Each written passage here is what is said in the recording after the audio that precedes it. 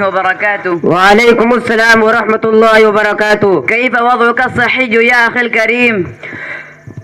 بلى، أنا على أحسن الحال بدعائك.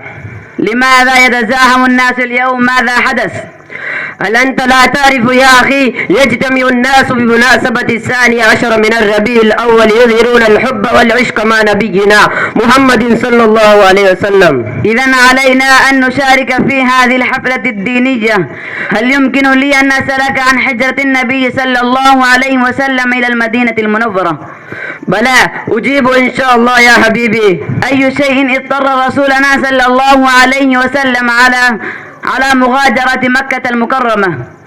لأنه كان يظن أن الإسلام لا يعلو مقيما في مكة المكرمة واضطرب من أذى القريش.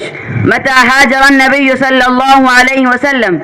حينما جاوز من عمره 53 عاما. في أي مكان نزل صلى الله عليه وسلم في أثناء رحلته؟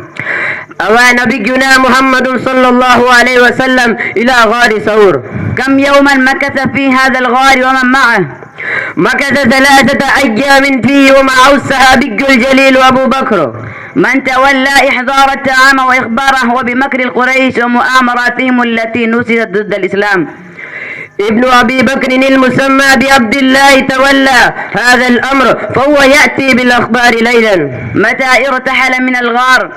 في الرابع من الربيع الأول.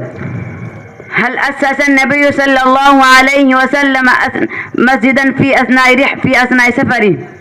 نعم، أسس مسجدا يدعى مسجد قباء، وهذا أول مسجد أسسه بيده الميمونة والمشرفة. متى وصل النبي صلى الله عليه وسلم إلى المدينة المنورة؟